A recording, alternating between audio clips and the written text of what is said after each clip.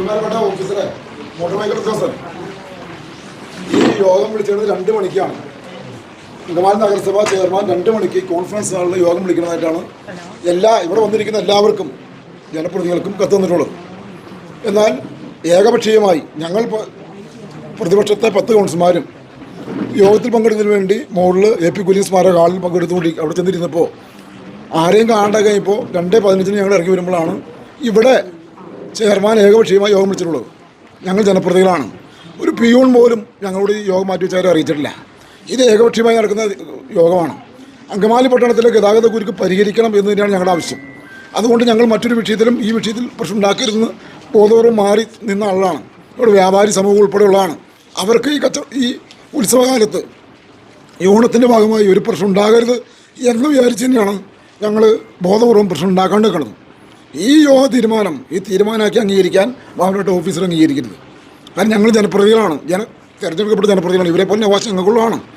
ഞങ്ങളറിയിക്കാതെ 10 കൗൺസിലർമാരെ അറിയിക്കാതെ ഇവിടെ ചില പീക്കിരി പിള്ളേരുടെ ഏർപ്പാടുകൾ നടക്കുന്നത്. ഇപ്പോൾ ഈ ഷിയോപ്പോണ് രാജാവൊന്നുമില്ല, ഞങ്ങളെപ്പോലെ തിരഞ്ഞെടുക്കപ്പെട്ട ആൾ മാത്രമാണ്.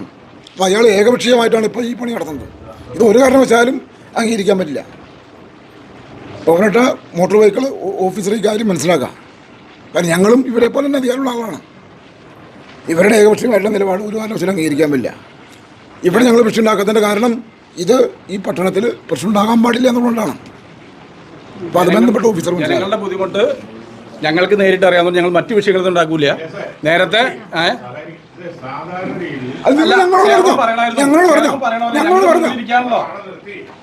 ഞങ്ങളോട് പറഞ്ഞോ ചെയർമാൻ ഞങ്ങളോട് പറഞ്ഞോ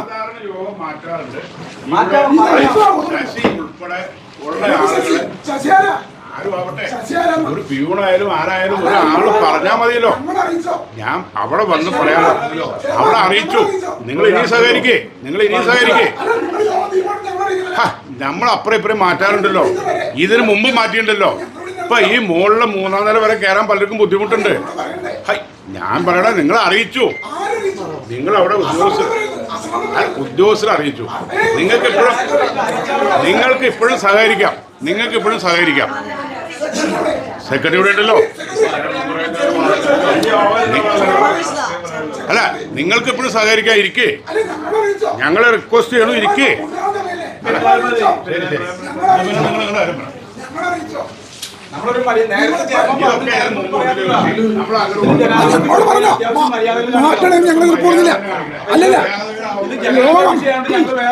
യോഗം മാറ്റുന്നത് ഞങ്ങൾ പറഞ്ഞില്ല.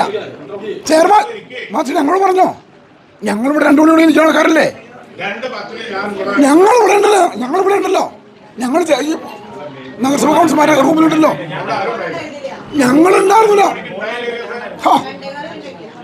ആരുണ്ടായിരുന്നു? ടീച്ചർ പറഞ്ഞ ആവശ്യക്കാരും പറഞ്ഞില്ലേ? വൈസ് ചെയർപേഴ്സൺ നിങ്ങൾ പറയല്ലേ? ഞങ്ങളിവിടെ ഉണ്ടായ ആൾക്കാരാണെന്ന്. ഞങ്ങൾ ഫുൾ ടൈം ഇവിടെ ഉണ്ടായ ആൾക്കാരാ. നിങ്ങൾ ഈ കാണിക്കുന്ന അസംബന്ധമാണ്. ജനങ്ങളുടെ വിഷയം തരുന്നത്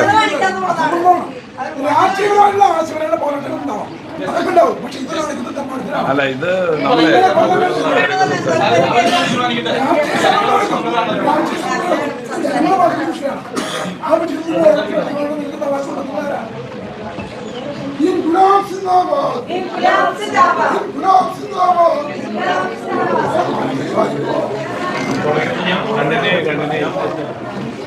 കണ്ടിന്യൂ